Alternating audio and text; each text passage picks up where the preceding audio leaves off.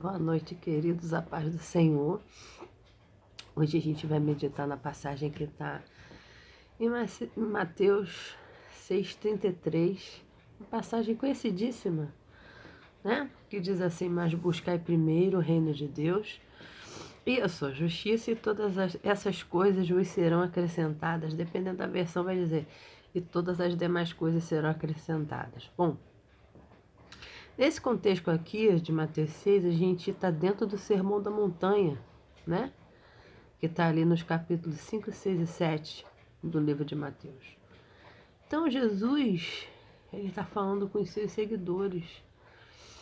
Jesus, ele está falando, está se revelando aos judeus e está revelando o reino de Deus. Ele está falando com o judeu, esse livro escrito de Mateus é para revelação aos judeus, e ele está falando o seguinte: olha, talvez aquele rei que vocês estavam esperando, como um rei Davi, por exemplo, que vai vingar Israel, não é esse tipo de reinado que eu vim estabelecer aqui na terra. Eu estou começando a trabalhar no coração de vocês a verdadeira visão sobre o que é o reino de Deus. Jesus está tirando a visão deles do mundo físico, de um mundo de guerra, de batalha, mas que é uma batalha física, para que eles venham subir de nível para a dimensão do mundo espiritual. Então, quando ele diz reino de Deus, esse rei, o pai, por exemplo, nunca foi visto. Ele está falando que é algo sobrenatural, um reinado sobrenatural. Então, esse governo de Deus é algo que aos poucos foi sendo revelado para os judeus, de modo que eles pudessem entender.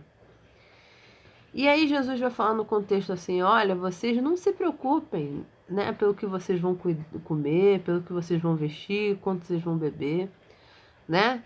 Nem quanto pelo vosso corpo, pelo que é a vez de vestir, porque mais do que o mantimento do corpo, mais do que a vestimenta, né? Não é a vida, mais do que tudo isso. Essa vida, ele está falando assim: olha, existe um propósito na sua vida que é bem maior do que tudo isso. Por que essa ordem? Porque o povo estava na direção contrária. E aí, quando eu meditava nesse versículo, eu lembrei de Noé. Noé, ele rompeu com a sociedade, ele rompeu uma vida normal. A partir do momento que ele foi chamado para construir uma arca, ele priorizou esse governo de Deus. Ele nunca tinha visto a Deus, mas ele ouviu a voz de Deus. Hoje o Espírito Santo está dentro de nós. Precisamos ouvir a voz do Espírito Santo. Por quê? Porque o Espírito de Deus é aquele que vai nos constranger em amor para obedecer a Deus, seja em seus propósitos, seja em uma vida de santidade, né? Cada um desempenhando o seu chamado, ou seja, onde o temor deve ser em zelar por esse relacionamento com Deus, em zelar de cumprir a nossa missão, e agora a gente pode dizer como igreja, o Ministério da Reconciliação, e o chamado, né, e que esse é geral, mas também o chamado específico de cada um. Então vamos lá. O Deus que manda Noé fazer uma arca é um Deus que cuida dele. No propósito de Noé fazer uma arca, existia, através dessa obediência, existia o cuidado de Deus, o livramento de Deus. Ele não pereceu com juízo, junto com a sua família. Ele, no propósito cumprido, quando se busca o reino de Deus, ele, além de livramento, ele ganhou uma nova terra.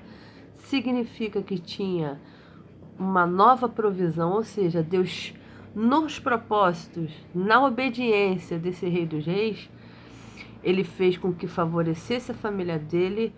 Ele não morre, a família não morre, há uma nova terra, há um recomeço, há provisão. Então, o que a gente pode tirar como lição, né?